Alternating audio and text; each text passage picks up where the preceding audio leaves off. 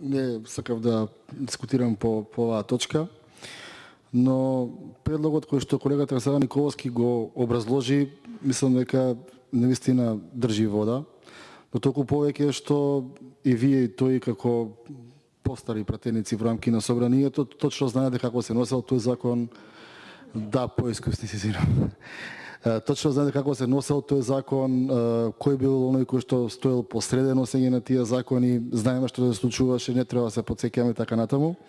И доколку утре имаме било какви реперкусии, мислам дека немаме потреба од тоа како собрание.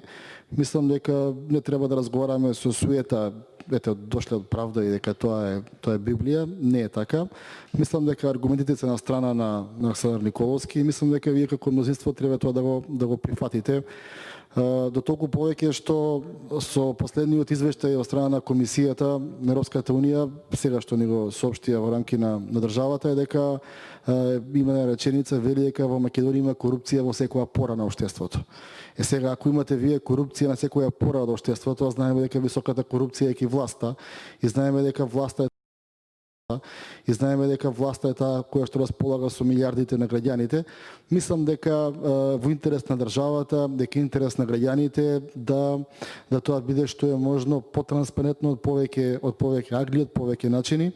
И сакав да ви предложам со оглед на тоа дека навистина е добар предлогот, да дадете пауза, се консултирате во рамки на вашата пратеничка група и овој амандман да биде усвоен со цел да имаме помалку работа понатаму и се разбира помалку критики понатаму во оние кои што не оценуваат. Бидејќи навистина, слушајќи ќе пратиме многу лоша порака, ќе пратиме до оние кои што не оценуваат, а тоа е Брисел, кој што ви вели имате корупција во секоја пора, а вие на тоа контра им давате закон, сите оние кои што ќе се обидат да укажуваат на корупција во рамки на државните органи, ќе добијат казна 100 евра, односно нивниот идентитет толку чини.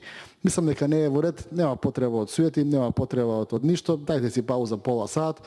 Тука сме, можеме да направиме нешто што е добро. Благодарам.